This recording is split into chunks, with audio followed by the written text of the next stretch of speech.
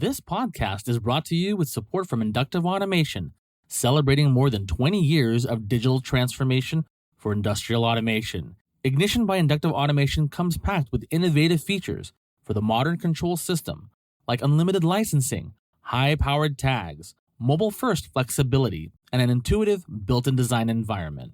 The Ignition platform provides the tools your enterprise needs to build HMI, SCADA, IIoT, MES, and digital transformation solutions on the plant floor, at the edge, and in the cloud.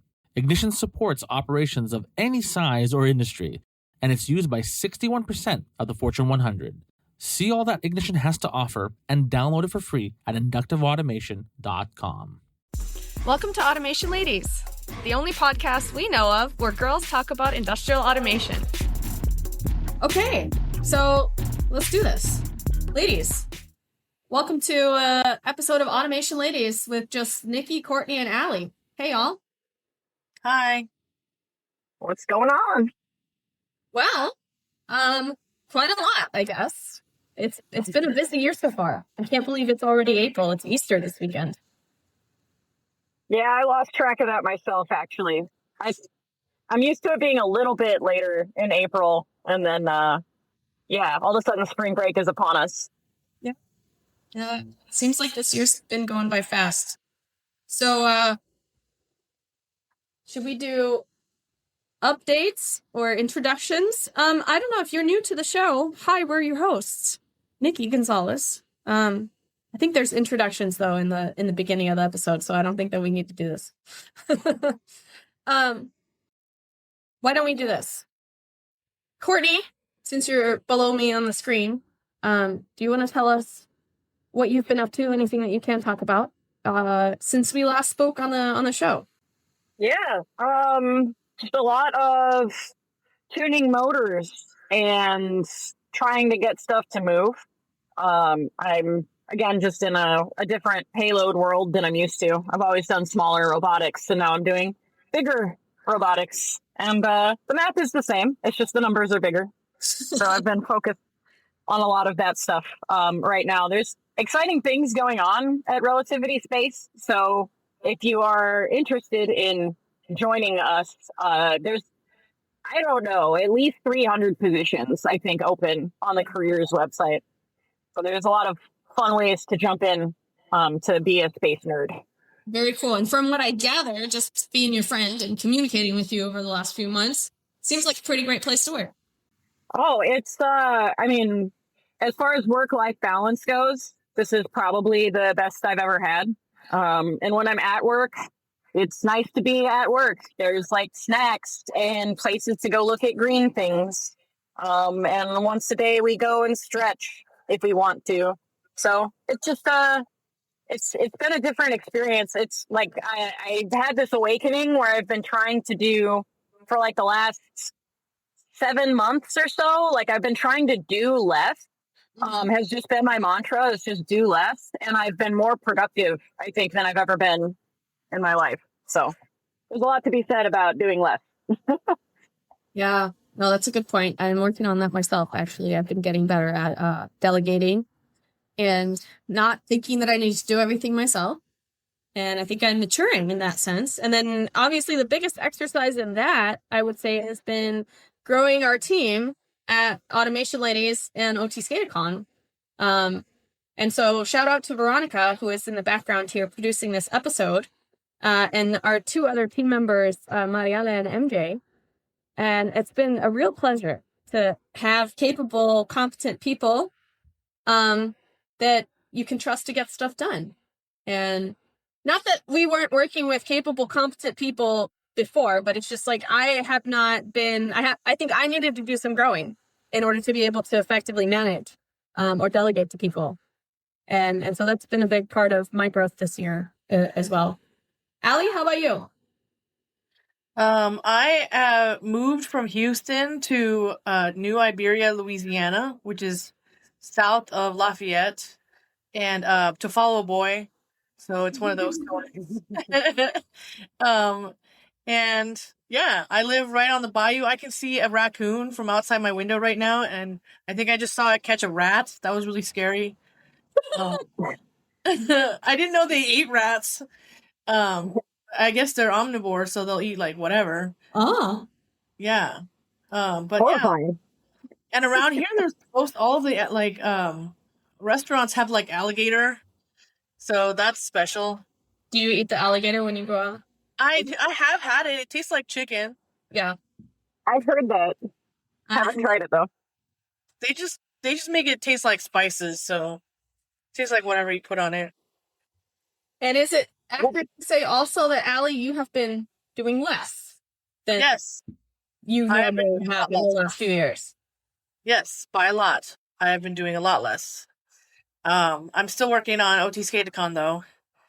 But yeah, that's my main thing that I've been working on.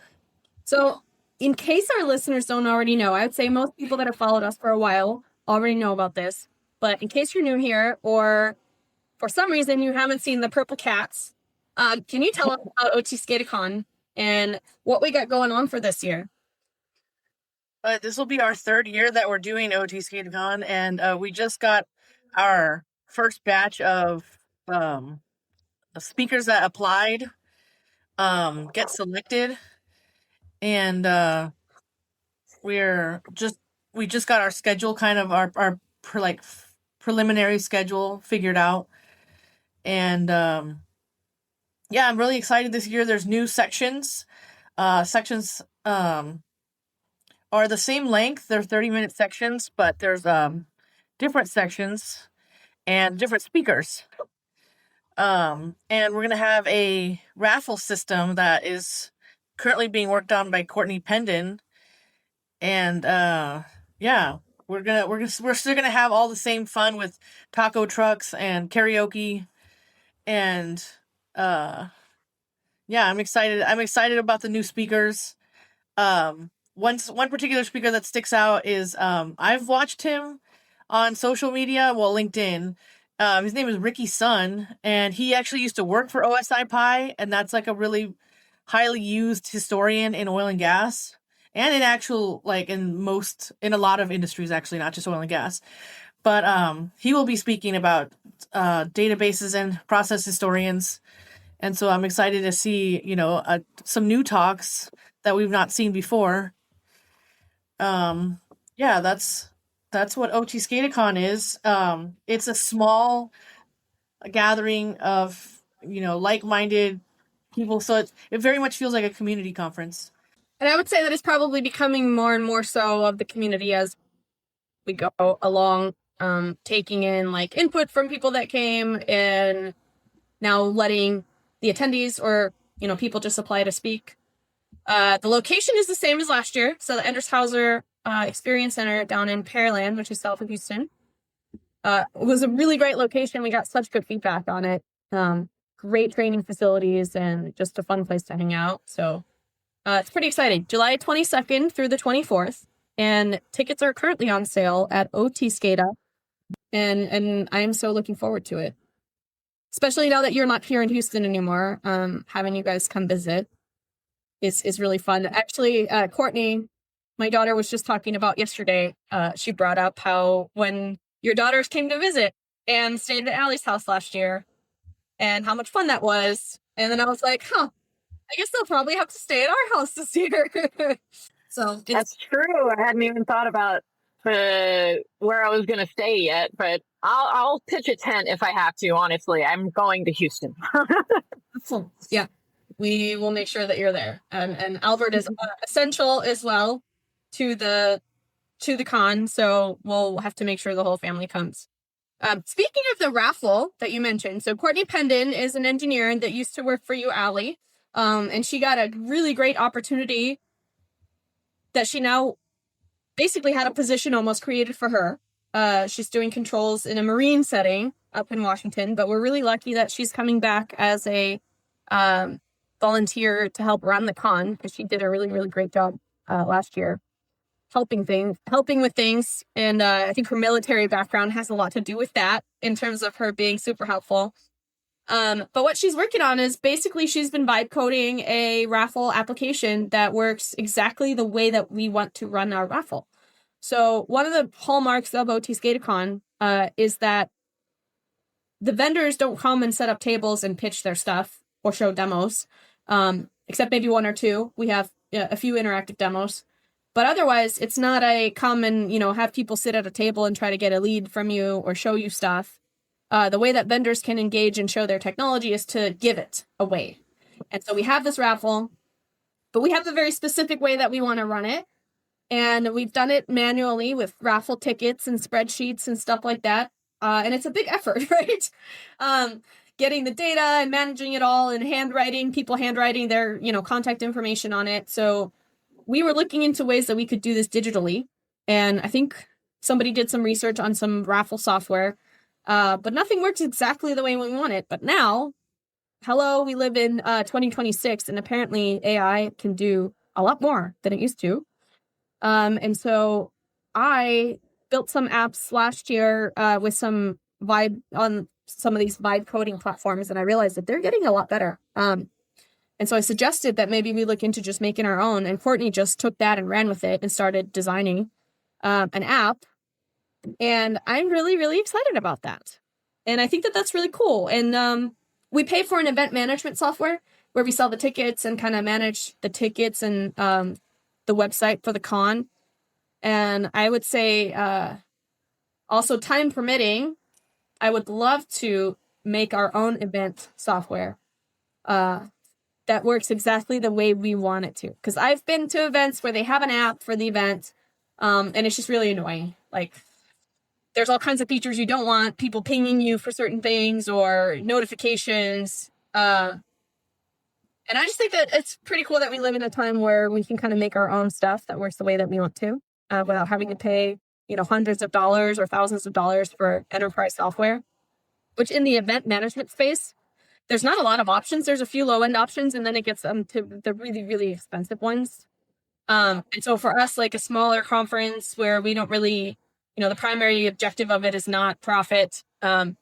It's hard to justify spending that much money on a ticketing software.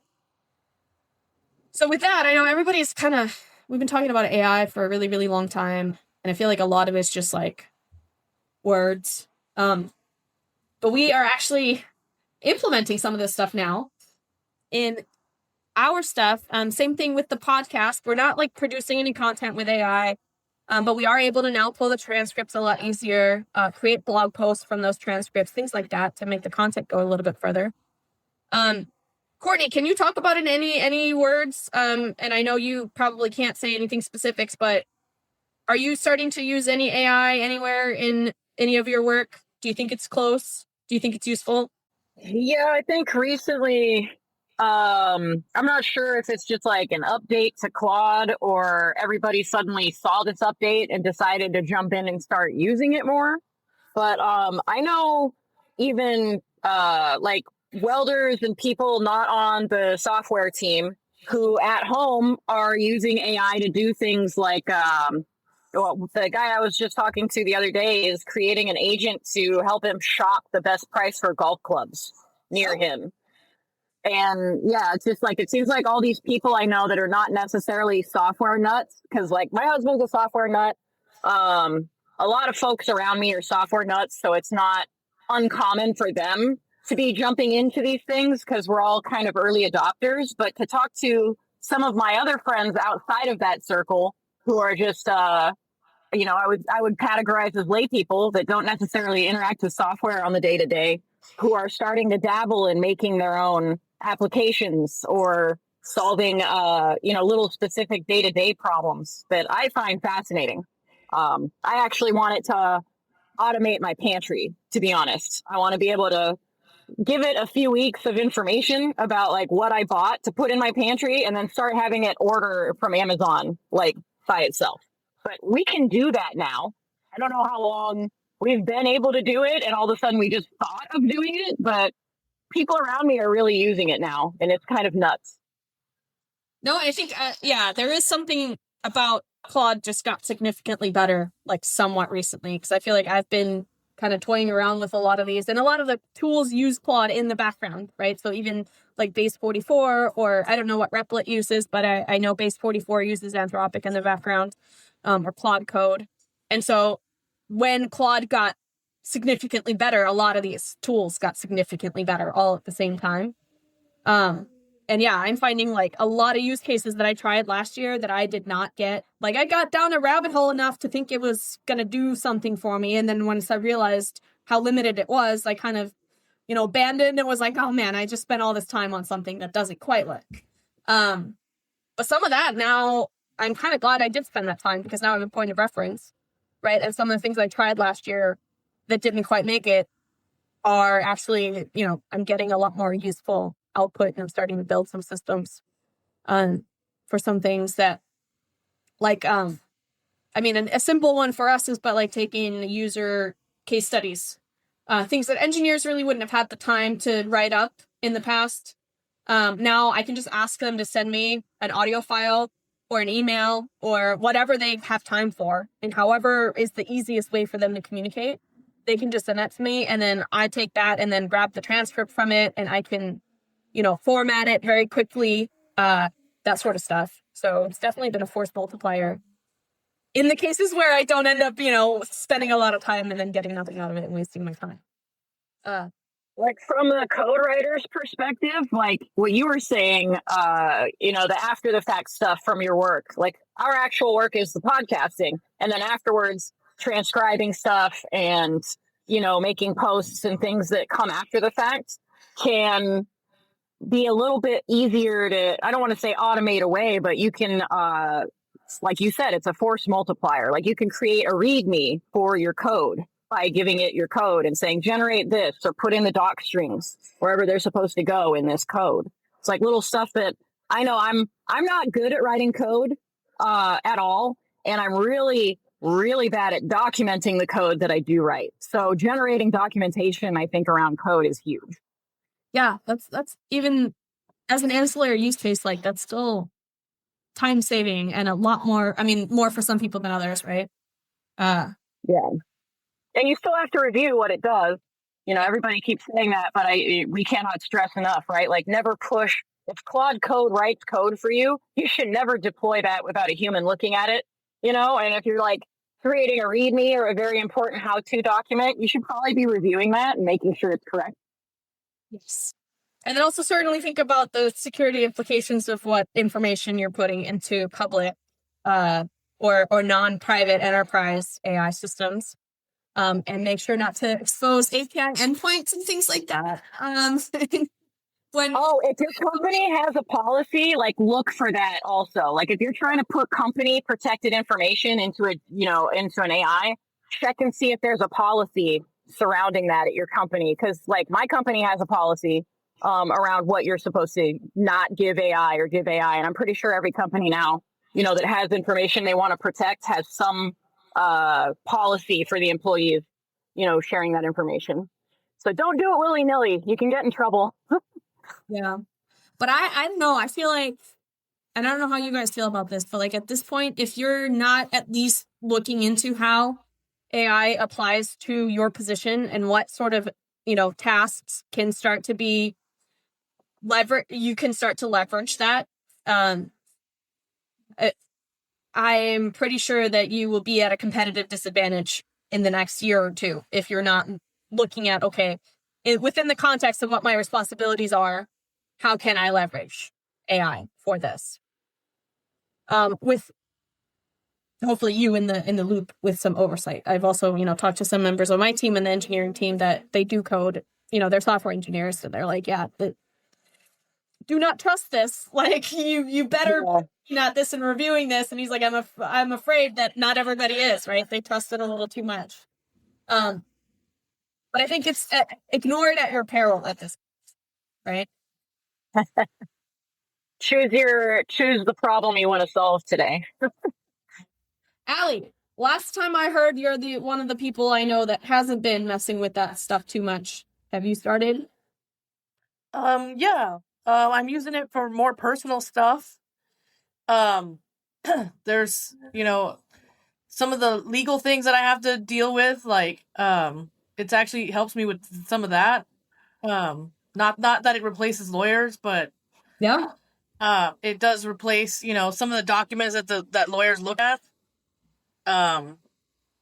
And yeah, so I haven't been completely ignoring it. I haven't been using it for necessarily work, but yeah, I've started dabbling a little bit in and also creating it for, I guess I do use it for work because I do create some images for OT SCADA CON sometimes. Okay. Yeah, I guess that music qualifies as well. No, not as much on creating, documentation, but yeah, no, I've since messed with it. Somebody has to make the spicy memes. Yeah. It is a job. I finally did. I had been thinking about this for a while. But oftentimes when I try to download something new, I forget my iCloud password, and then I just get frustrated and I stop doing it. But based on your reference, maybe last week, I finally downloaded Whisper Keyboard, and holy crap, I'm very pleased. I'm still getting used to remembering to use it all the time, though.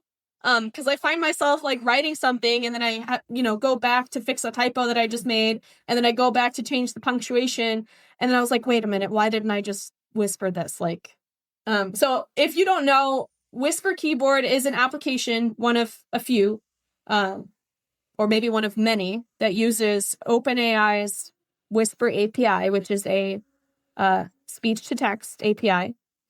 But it is built to format the text properly. So if you're, we've all had the built-in dictation in your products, your phone or whatever, but you end up with kind of, a jumble at the end of that. A lot of words. And then you have to go. I used to just give up using it. Exactly. Back in the day. It wasn't efficient enough to have to go back and edit all that and then format it and whatever. But this really even in a situation like this, right, where I in the middle of the sentence either end up saying a bunch of stuff that doesn't matter or I change my mind, the transcription actually captures that, and it just removes all that stuff that I kind of stuttered in the middle or changed my mind on the point that I was trying to make. It gets that. So it really is extremely time-saving. So if anybody is thinking of hey, what's a small productivity gain that I could make with AI today, that isn't too controversial or something that you have to test out too much, I would highly recommend giving that a shot. Especially if you write a lot of emails. I've actually even found it I can respond more to stuff from my phone now than I would in the past, just because it's so efficient to be able to type. So I can respond to Teams messages and things that I would normally not do from my phone because they require a little more punctuation and just making sure that you kind of have the right thing in there. You can talk at 200 words per minute, but what's the fastest you can type? Yeah. Because on a good day, I type maybe 35 words per minute, because you got to figure in the delete, like you said, delete. Oops, didn't want a comma there. Delete. Yeah. So we have some plans this year for shows, for events. Talked about OT SCADA CON. Automate this year. Are we all going? I don't think we know this. We haven't really discussed it, have we? I mean, I think just the assumption is that we're always there. I'm certainly going to be there when Tech is exhibiting. What about you guys, Allie and Courtney? Yes, I think so. I need to bet my ticket now. Same. I don't know if I will walk it on behalf of Relativity or if I will just take PTO and go as an automation lady. But I feel that one way or another, it's like the one show where I see basically everybody. So I try to make sure I get there every year. Yeah, and then also, I guess in a little bit of news, WinTech is co-sponsoring the manufacturing happy hour extra inning this year. Oh, cool. Very cool. Nice. We've always gone to that party, at least a little bit. I think we caught kind of the end of it last year. But this time I will be there from start to finish, and I expect to see you guys there. And everybody else, if you're listening, if you're going to be at Automate, we will have some more concrete information about that soon, but I believe it's on the Tuesday. And then there will be a couple of other extracurricular activities that I think we can let you guys know about closer to the show. I don't think we're going to be officially hosting anything as Automation Ladies, though, this year. As far as I know, though, so if you're listening and if you have a party and you want to collaborate, we may have some time and be interested. But otherwise, I think, as usual, the schedule for Automate gets very, very full very fast. Any other things on your guys' agenda as far as travel or events where people can find you or meet you? This year I'm trying to travel like a lot less. And so far I have actually been pretty successful on that. So outside of Automate and OT SCADA CON, I may try to go to an additional show around the September-October timeframe, but I'm not really sure what that's going to be yet or if I'm really actually going to do that or not. But for sure, Automate and SCADA CON. Sweet. Yeah, I'm in the same boat. Okay. Well, then I guess if anybody out there wants to try to convince Allie and Courtney to travel more, let us know where they should be going. Otherwise, I think we will treasure some of our downtime and family life this year, maybe a little bit more than we have in the past. I, Definitely. like Courtney, am trying to travel less, but I'm succeeding less than you. I am just, I can't shake that curiosity and that urge to want to say yes to doing things that I find interesting and fun. And as much as it's a challenge for me, I really, really enjoy what I do and the opportunities I get to meet up with people in the industry. So I'm heading to Nashville next week for the AHD spring meeting. That's the Association for High Tech Distribution. And then the week after that, I am headed to Amelia Island, Florida. For the first time, I will be attending a PMMI Executive Leadership Conference. And so another new thing for me this year is my involvement in PMMI and PAC Expo. So PAC Expo International is this fall in Chicago, and I will have a booth there. And so that will be my first time being an exhibitor at PAC Expo. So if you're going to be at PAC Expo and that's far enough in advance that like there's plenty of time to plan stuff, hit me up if there's anything cool that I should be doing or seeing, or if we can collaborate on anything. So I think that and OT SCADA CON and Automate are kind of my main travel things as well in terms of what I'm committed to. Chicago's not my favorite place to go, but I'm still going there twice this year. But hoping to hit. I have some other visits too that I got to make. I think I'm going out to the Bay Area later this month, and then got to make a few more visits to like some partners and stuff. So yeah, I'm really lucky that I have a really good family at home to hang out with my kids when I am traveling, because now that I'm a single mom, it's definitely the mom guilt hits a little bit differently when you're traveling and are away from the kids. But at the same time, I think I probably needed that much more to get away for a little bit, even though it's not a vacation. So I try to kind of make the best of that for sure.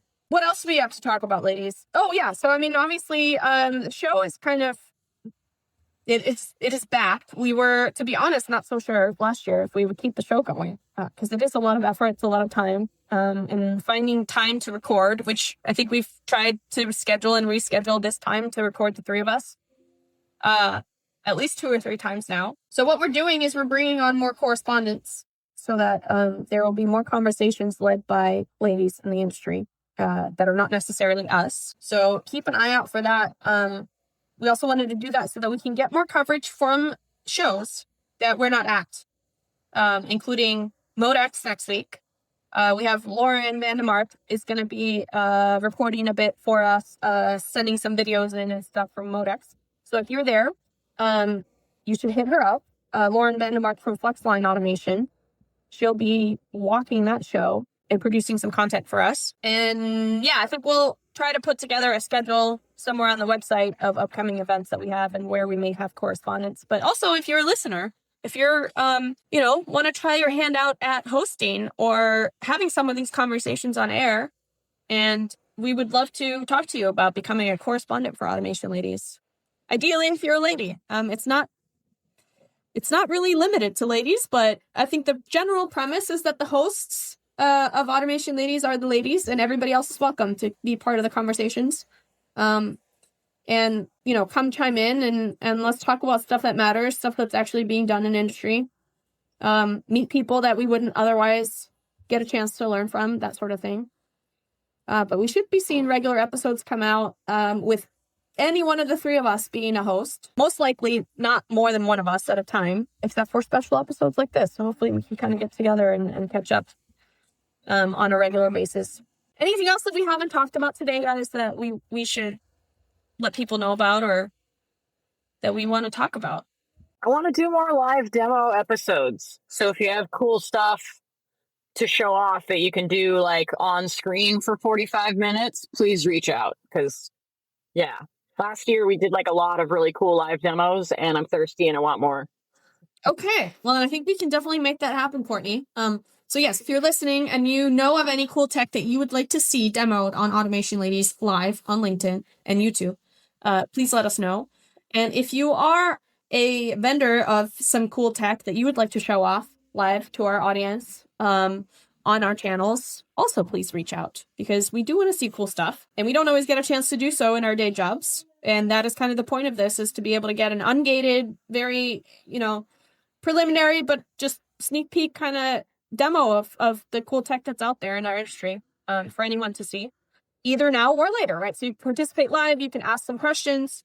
We try to make it kind of a fun community experience. But otherwise, you can certainly go back on our channel. And we have those on YouTube now, as well as under our past events on LinkedIn, where people can watch those. But absolutely, yeah. I think Courtney and Allie also, yeah, you guys can have fun running those demos. I want to see them all, but I'm trying not to commit to all the things.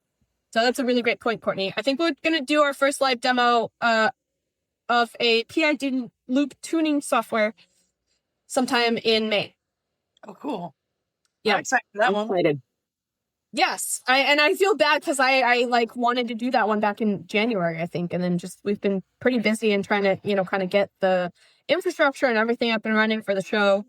And we've been capturing some other content. I went on some visits to Michigan a couple of weeks ago and did some floor tours there. Problem is, so much editing is needed when you walk a floor that has stuff that's under NDA. You end up having to do a lot of rounds of approval for that video. And then, of course, like most of the cool stuff doesn't actually make it out there. So that's always a challenge in our industry. But hopefully, yeah, we'll get more cool stuff out there, whatever we can share. Certainly from trade shows, all of that is shareable. But when you get a sneak peek behind, somebody's real business, a lot of that you can't quite talk about. So yeah, I think, I guess I'll just say also, I'm not sure what I'm doing exactly with my house. After my husband died last year, I realized my house is too big for just me and my kids. And I had it on the market for a while, and then it was really hard to keep up with showings and keeping the house clean and working and doing everything that we do.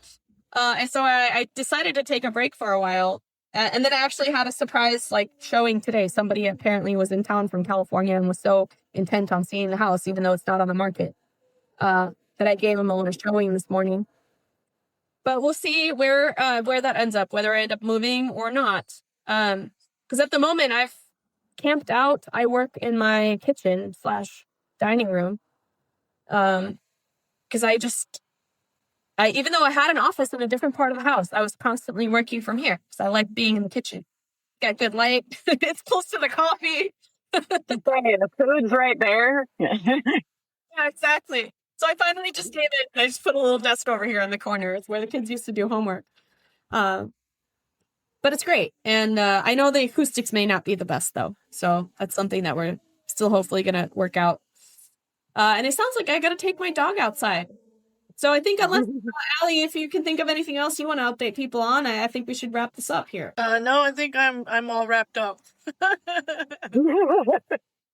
So with that, yes, Automation Ladies, we are still going. We are growing. We have a team now, and we got to pay them.